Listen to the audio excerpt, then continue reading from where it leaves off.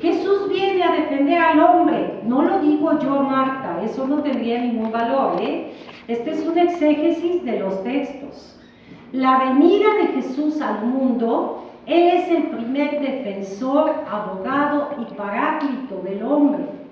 Y cuando Él dice, es bueno que yo me vaya para que venga sobre ustedes otro paráclito, es que va a venir aquel que se va a quedar y a continuar la obra que Él había iniciado de defensa, de vida y de dignificación del ser humano.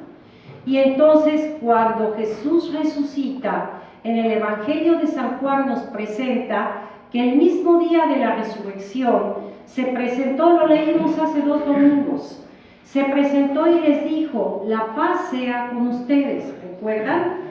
Y entonces el que no estaba con ellos era Tomás, y cuando le dicen a Tomás que el Señor se ha presentado, ¿qué dice Tomás? Si no meto mi dedo en sus llagas. ¿Y qué hace el Señor? Se presenta y le dice, Tomás, mete tu dedo en mis llagas.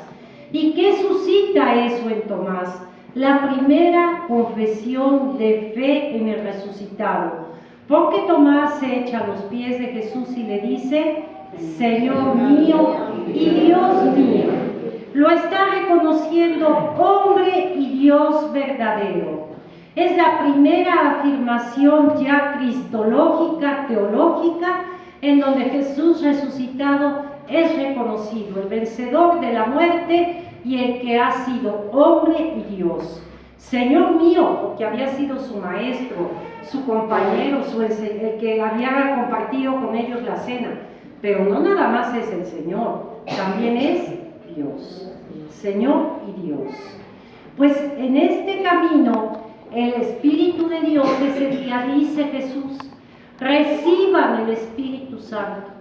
A los que les perdonen los pecados, les serán perdonados. Y cuando tú y yo nos acercamos a confesar nuestros pecados, ¿qué pasa? ¿A quién se los decimos? ¿A un sacerdote? ¿Y el sacerdote a quién representa? A Jesús. Le decimos que un sacerdote, en latín decimos es alter Christi, que quiere decir otro Jesús. Porque el sacerdote, si se llama Juan o Pedro, o el nombre que tenga, no puede por él como hombre perdonar ningún pecado.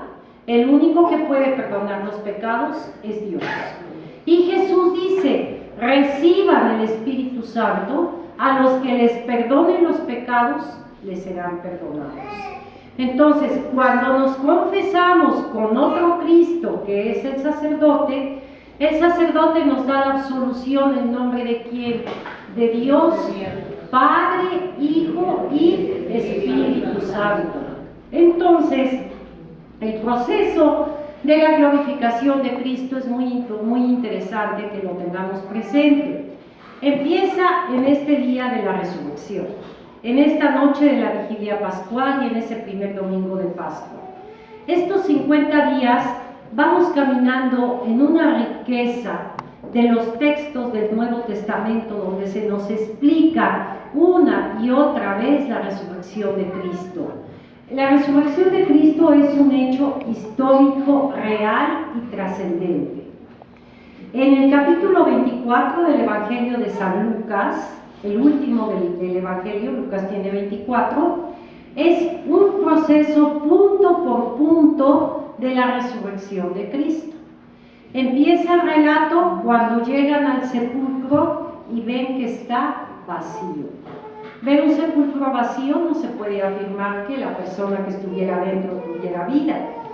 Lo primero que les extraña al ver el sepulcro vacío es que no esté el cuerpo, pero luego ven aquellos paños, aquella sábana con la que había sido envuelto el cuerpo del Señor, doblados y puestos en un lado. Pero se aparece el ángel y les dice, ¿a quién buscáis? Aquel que estaba muerto ha resucitado. Bueno, ya se los dijeron. Salen corriendo en las mujeres, porque son María Magdalena y las mujeres las que reciben esta impresión que iban a ungir al Señor.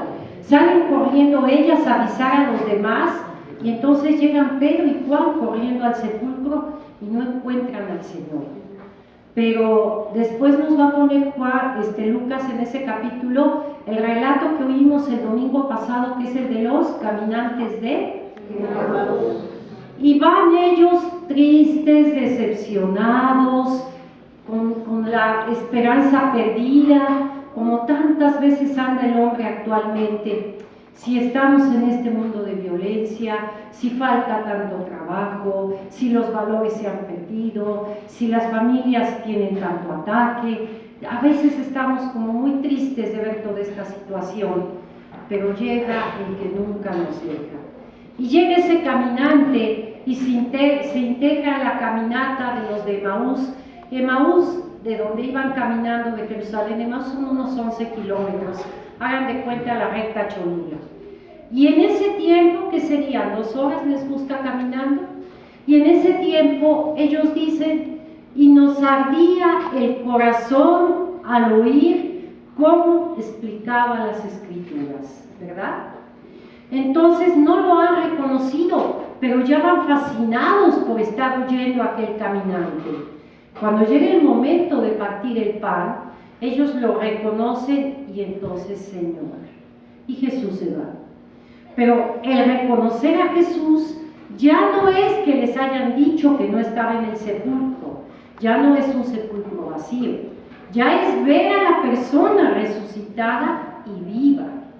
Y después de eso Jesús parte el pan y después parte el pescado y después come con ellos. ¿Un fantasma puede hacer eso? Tiene un cuerpo que San Pablo explica en la de 1 Corintios 15 como el cuerpo espiritual. Entonces, ahí en ese proceso iniciamos la resurrección, pero Jesús se queda 40 días. ¿Se acuerdan que les he explicado mucho qué significado tiene el número 40? ¿Quién me lo recuerda? Sí, tiene mucho, porque el pueblo de Israel tardó 40 años. El número 40 en la Biblia, como nos dice nuestra hermana, viene ya desde el libro del Éxodo, cuando los 40 años en el desierto. Después tenemos muchas veces ese 40, pero los recuerdo, 40 días estuvo Jesús en el desierto, donde fueron las tentaciones antes de iniciar su ministerio de los 3 años de predicación.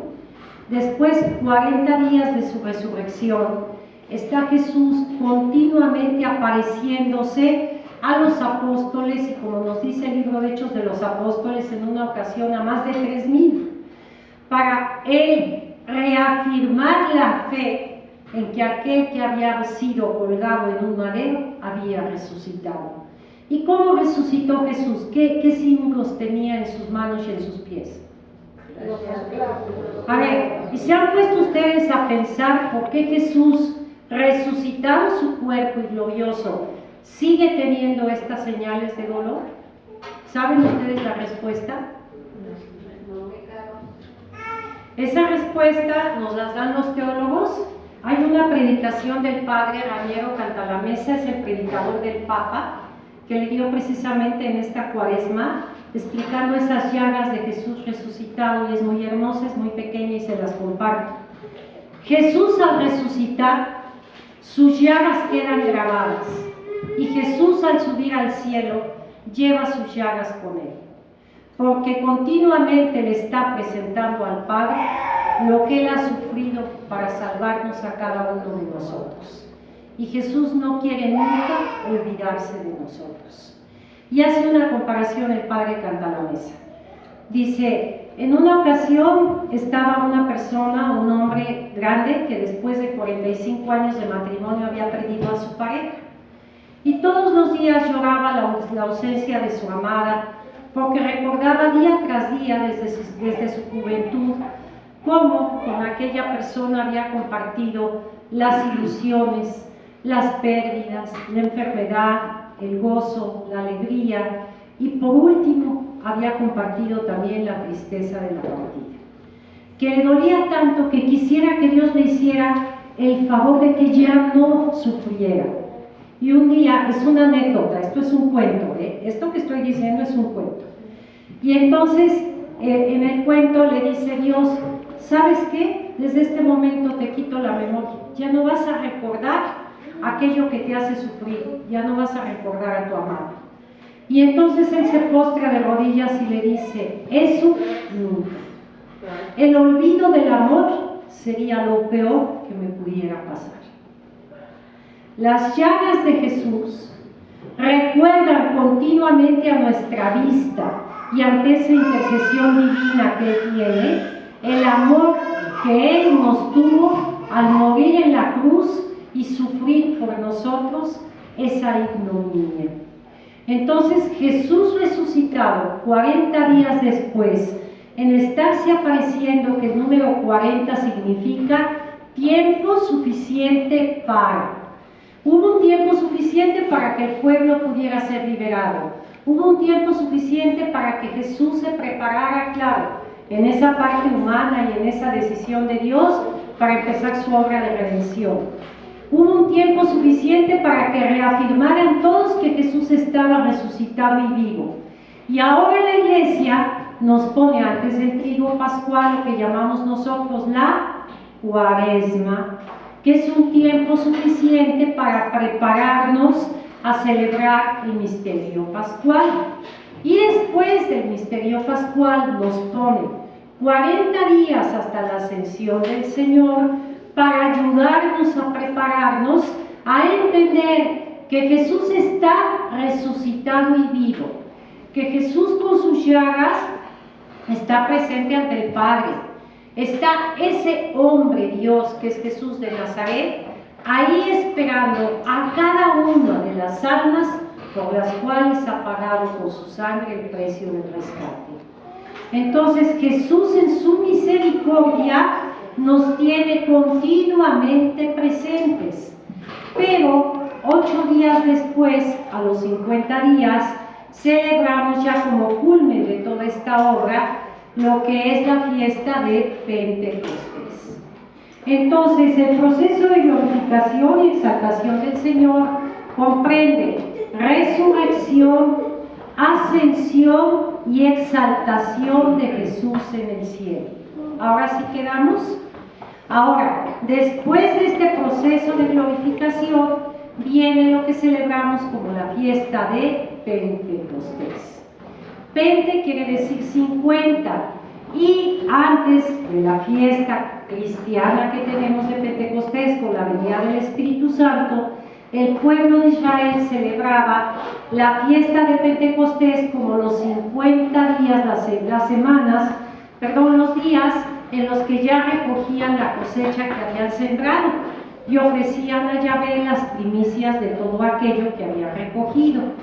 Para nosotros, la plenitud de Pentecostés no es recoger la obra de la siembra, sino es que la siembra que Jesús ha dado con su vida, su muerte y su resurrección, el Espíritu Santo la venga a vivificar para que hasta el último día, como dice Jesús, hasta el último día estaré con ustedes.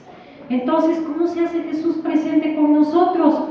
Yo no lo veo aquí parado, lo veo en una imagen hermosísima, pero ¿en dónde se hace Jesús presente?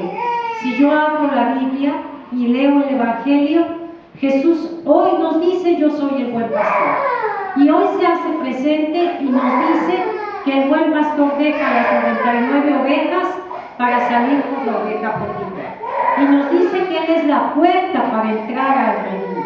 Ahí sí está presente Jesús. ¿Dónde más está presente Jesús hoy? Jesús hoy está presente porque nosotros tenemos la gracia y el don de poder estar en la Eucaristía, cuando en el momento culminante de la misa el sacerdote extiende sus manos y se llama epíclesis. El sacerdote extiende sus manos sobre el pan y el vino, y el pan y el vino se convierten en ese momento, cuando dice: tomad y comed, este es mi cuerpo. Es el cuerpo de Jesús, no del sacerdote que se llame Santiago, Juan, Judas o Pedro. Es Jesús mismo el que es el pan y el vino, su cuerpo y su sangre. Y por obra de quien el sacerdote, al poner las manos y hacer en este momento la epíclesis, es posible que la sustancia material del pan y del vino como se ha comprobado en tantos milagros eucarísticos que se han convertido en sangre de Cristo, sea posible, pues por obra del Espíritu Santo. Entonces, cuando Jesús dice, es bueno que yo me vaya y venga el otro Paráclito, vamos entendiendo por qué y para qué. Para ser siempre presente a Jesús. ¿Y Jesús qué nos dijo que vino a hacer? ¿Quién me dice que vino a... ¿Qué dijo Jesús que vino a hacer? ¿Cuáles son sus palabras? A ver. Exactamente. Jesús nos dice, he aquí que he venido a hacer tu voluntad, le dice a su Padre, en la carta a los Hebreos. Heme aquí que he venido a hacer tu voluntad. Oye, entonces los milagros, la predicación, el sufrimiento, todo lo que él vivió, ¿qué fue? Cumplir la voluntad de su Padre. Y por eso en la noche de Getsemaní dice, no se haga mi voluntad, sino la tuya. Entonces, Jesús viene a cumplir la voluntad del Padre y el Espíritu Santo viene para iluminarnos, a hacer presente a Jesús. ¿Qué querrá Jesús que hagamos? La voluntad del Padre. Él es nuestro Maestro y el Espíritu Santo nos viene a reafirmar su enseñanza. Entonces, ¿cómo podemos nosotros pensar que seguimos el camino que Jesús quiere? A través de cumplir la voluntad del Padre, ¿por obra de quién? Por obra del Espíritu Santo. Pero miren, si hacemos una encuesta a gente un poquito menos fervorosa que ustedes, a gente común que encontramos en escuelas, en trabajos, y les preguntamos, oye, ¿quién me dirías tú que es el Espíritu Santo? Aquí si yo se los pregunto, les aseguro que una voz me lo contesta. ¿Quién es el Espíritu Santo? La tercera persona de la Exactamente, la tercera persona de la Santísima Trinidad, y lo conocemos como el Paráclito, y lo simbolizamos como una paloma, y como lenguas de fuego, y como el viento de Dios. Pero allá afuera en la encuesta, ¿saben qué nos ha revelado? Nos dicen, el Espíritu Santo, no lo conozco. O el Espíritu Santo, pues será la energía. Ya ven que ahora con esto de las ondas del New Age, todos somos una creación, todos somos dioses, todo es energía, y por ahí nos quieren envolver y llevar fuera de lo que es la doctrina cristiana a otras ideologías y filosofías. Pues no, el Espíritu Santo efectivamente es la energía, pero no la energía en el plan de irme a la pirámide el 21 de marzo para llenarme de sol. Si tomas sol, qué bueno que lo tomes, pero no es por ahí donde viene el Espíritu Santo. Si no, imagínense qué belleza serían en las playas, todos los que estuvieran allá soleados serían santos de tal sol que toman. El problema es que no va por allí. El Espíritu Santo es la energía, la luz, la fuerza de Dios, que por obra de ese Cristo resucitado nos ha ganado para que sea nuestra guía. ¿Y a dónde nos va a guiar? Pues nos va a guiar de donde ha venido, que es del seno del Padre.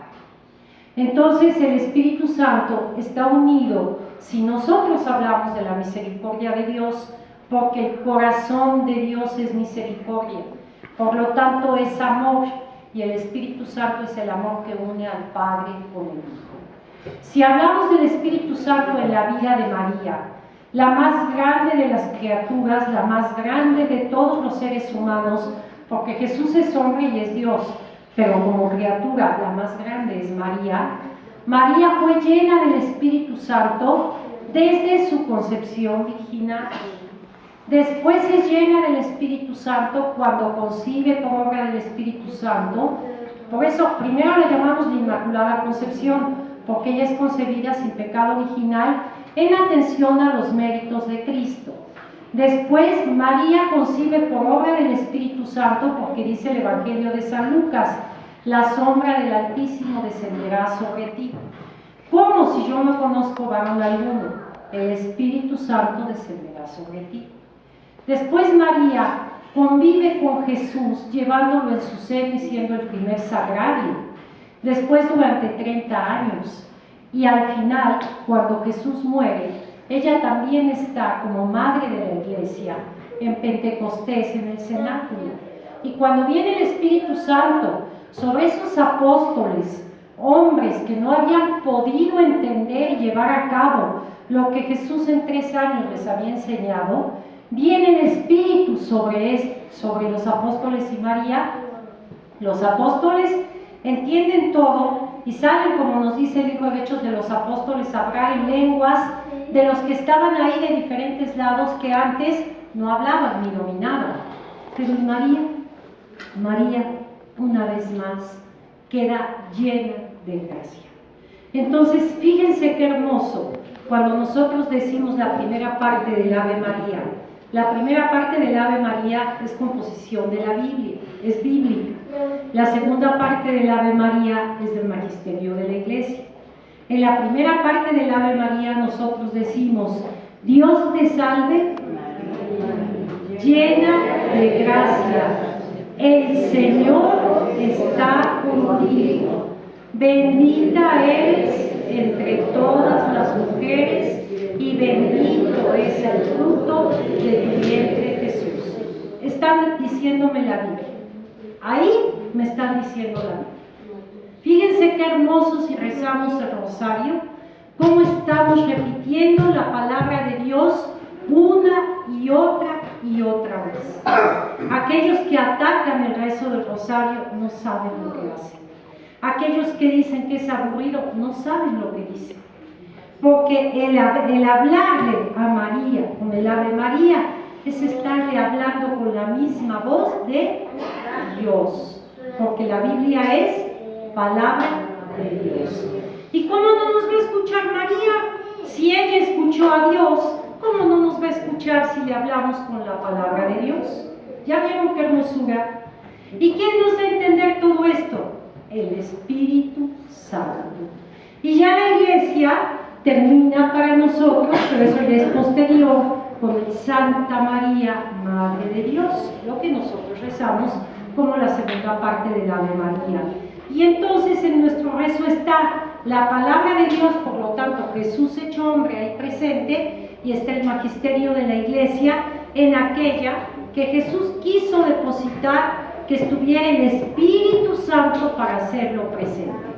Miren, no es el momento ni ahora el tema, pero en todo lo que son las sectas y demás reuniones de lo que llaman asambleas y de templos, ellos pueden tener en muchas ocasiones cantos muy hermosos, porque los tienen. Pueden tener a veces muchas cosas que le ofrecen a la gente, porque tienen patrocinios muy fuertes de intereses de otros lugares, pero nunca nadie va a poder ofrecer lo que nos ofrece la única iglesia fundada por Cristo, que es a Jesús mismo, vivo y resucitado a través de su presencia en la Eucaristía. Y allí donde Jesús se quiso quedar en esa epíclesis a través de la obra del Espíritu Santo, por las manos del apóstol, por las manos hoy del sacerdote, es donde ellos hacen a la iglesia y la iglesia hace presente a Jesucristo. Entonces sería como si a un niño le dan un dulce y le quitan una casa. El que a nosotros nos dijeran: vente, nosotros te vamos a dar un bono de despensa y vamos a cantar muy bonito, vente conmigo todo a mi iglesia. Estás dejando por el dulce momentáneo lo que es el verdadero tesoro de algo que no llega a comprender nuestra mente ni a abarcar nuestro corazón, que es la presencia real de Jesús. Nos dice San Juan en una de sus cartas que nosotros somos hijos de Dios, pero que ahora está oculto a nosotros y a nuestra vista, para los demás el que lo somos, pero que estamos hechos para que en la eternidad ese ser de hijos de Dios brille junto a esa resurrección y ascensión de Cristo por los siglos de los siglos. No hay nada que pueda darnos, ni nadie que pueda darnos mayor tesoro que el que nos ha dado Cristo al dejarnos en su iglesia su presencia viva por la acción del Espíritu Santo. Miren, hablar del Espíritu Santo es todo un tratado. En el Antiguo Testamento empezamos en el libro del Génesis, cuando inicia la creación, se nos dice que el Espíritu revoloteaba sobre las aguas. Ahí está el Espíritu Santo inicial. Luego se nos dice cada uno de los 7 días, va el relato de la creación, que tenemos 2 relatos de la creación, Génesis en el capítulo 1 y Génesis en el capítulo 2, se nos va diciendo, y vio Dios que era bueno. Entonces, esa primera parte de la Biblia tenemos la obra del Espíritu Santo. Al final, en el Apocalipsis, decimos lo que en hebreo dice la palabra Maranatá, que quiere decir, ven Señor Jesús. Y el apóstol Pablo en la carta a los Romanos nos dice, nadie le puede decir a Jesús Señor si no es por obra del Espíritu Santo. Entonces, si la Biblia termina cuando decimos, ven Señor Jesús, ¿es por obra de quién que lo podemos decir? ¿Y cómo inició la palabra de Dios? Con la obra creadora del Espíritu Santo. Entonces, esta obra trinitaria también tendrá un domingo en el que se celebra después de Pentecostés, el domingo de la Santísima Trinidad. Entonces, vean cómo en la iglesia, en la liturgia, si nosotros ponemos atención, tenemos una catequesis continua de lo que ha sido la obra redentora de Cristo, el amor incomparable del Padre, la acción continua del Espíritu Santo. Pero claro que si llegamos a misa y llegamos a la iglesia y llegamos tarde y no oímos la palabra de Dios o no ponemos atención, pues nos perdemos de toda esta riqueza y entonces no nos alimentamos. Ahorita en la semana hemos estado leyendo el discurso del pan de vida, del capítulo 6 del Evangelio de Juan. Qué importante es que entendamos ese Evangelio. Si nosotros entendemos que Jesús es el verdadero alimento, a mí me tocó el Día de las Madres, y gracias a Dios soy madre de 3 hijos y le doy gracias a Dios por ello. Me tocó el 10 de mayo oír una cosa hermosa. Decía el Padre, nos tocó el Evangelio, parte del discurso del pan de vida, y se los comparto a todas las que aquí veo muchas mamás. Decía, así como Jesús nos dio en el alimento de la Eucaristía el poder tener esa vida eterna, porque dice, el que come mi carne y bebe mi sangre, aunque muera tendrá vida eterna, así ustedes mamás tienen la obligación no solamente de dar el alimento del pecho y el alimento del pan a sus hijos, sino tienen la obligación de darles el alimento de vida eterna, que es la palabra de Dios, y llevarlos a la Eucaristía. Y su triunfo como madres será cuando esos seres que Dios les prestó, ya pensado desde la eternidad, para poder traer ustedes a la vida, entregárselos formados como hijos de Dios llenos del Espíritu Santo. Esa es la misión principal de una madre. No es nada más lavar, cocinar, trapear, llevar a los hijos al colegio, preocuparnos nada más de lo material. Eso va a pasar como nosotros vamos a pasar y a morir.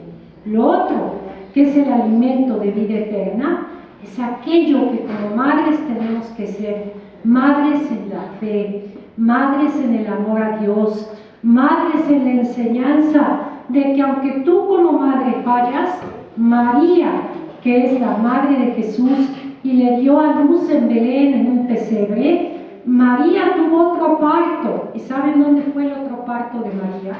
¿Quién me lo dice? María tuvo otro parto que fue en la cruz, cuando acepta que Jesús le dice: mujer, ahí tienes a tu hijo, y al hijo, ahí tienes a tu madre. Y entonces acepta en el apóstol Juan como hijo a toda la humanidad. Entonces en Belén da a luz al Hijo de Dios, y ese Hijo de Dios le hace aceptar como hijos a los que matamos al Hijo de Dios.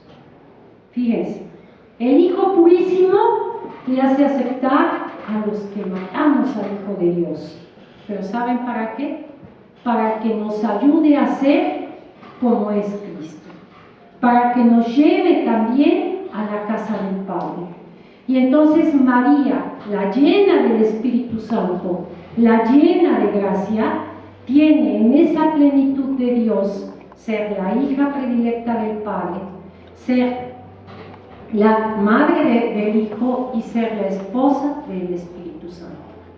Entonces en la Iglesia Católica tenemos todos esos tesoros que no tienen los de allá afuera, que no están valorando y no están haciendo en su vida presente todo esto. El Espíritu Santo también en la vida de la Iglesia es muy importante que entendamos. Los papas, van 264 papas, ustedes saben, desde Pedro hasta su santidad Benedicto XVI. ¿Qué tal nos gozamos con la beatificación de Juan Pablo II? ¿Qué tal emoción cuando develaron el cuadro y tocaron el himno y lo sentimos como ese Papa que nos trajo a Jesús de la Misericordia, como ese Papa que nos trajo a María porque Él estaba consagrado a ella, con ese Papa que en la cruz y en el dolor nos dio tanta enseñanza? Pues a través de los papas el Espíritu Santo también habla, y por eso cuando ellos hablan, que se llama ex cátedra, están hablando en nombre de Dios. No todo el tiempo el Papa habla en ex cátedra, habla muchas veces en predicación, pero desde el Concilio Vaticano I, que se llevó a cabo en el año 1870, se declaró en el Magisterio de la Iglesia que cuando el Papa hable ex cátedra, lo que está diciendo, él tiene la infalibilidad, o sea, no puede equivocarse en eso porque habla en nombre de Dios. Y entonces él habla diciendo, fíjense cómo habla el Papa cuando habla ex cátedra, dice: nos hemos decidido. Nos quiere decir que el Espíritu Santo y él, en nombre de la Iglesia, han decidido tal cosa. Y eso, cuando lo deciden, es infalible. Por ejemplo, hasta ahorita, en ese punto está el celibato de los sacerdotes. En ese punto están muchos otros de los que ahora se discuten. Pero mientras el Papa, que habla ex cátedra en nombre de Dios y de Él, no de una cátedra diferente, la única decisión que tiene la Iglesia es precisamente esa. Entonces el Espíritu Santo está en cada uno de los bautizados, que somos nosotros. Está en el sacerdote para perdonarnos los pecados y hacer presente a Cristo en la Eucaristía. Está en los obispos para hacer que la confirmación, la venida del Espíritu Santo se dé en plenitud en el sacramento. Está en el Papa cuando habla ex cátedra. Está en cada uno de los 7 sacramentos. Y está en cada una de tus palabras cuando a Jesús lo reconoces como Dios. Por lo tanto, si tú estás convencido de que Jesús de la Misericordia es Dios nuestro Salvador, de que Jesús es el camino, la verdad y la vida, alégrate, porque estás lleno del Espíritu Santo. Y si caes por tu limitación, por nuestro pecado, por nuestra ignominia, no nos detenga eso en el camino, porque precisamente quiere el Espíritu Santo iluminarnos para hacernos crecer en una vida espiritual en la cual podamos tener una plenitud cuando veamos cara a Dios. Entonces, este Pentecostés, que sea realmente reavivar en nosotros la vivencia del Espíritu de Dios, que a Jesús le costó dejárnoslo en su muerte en la cruz para que pudiéramos llegar al Padre. Que María, nuestra Madre, llena de gracia, por lo tanto, del Espíritu Santo, nos acoja y nos ayude a ser mejores hijos de Dios. Muchas gracias.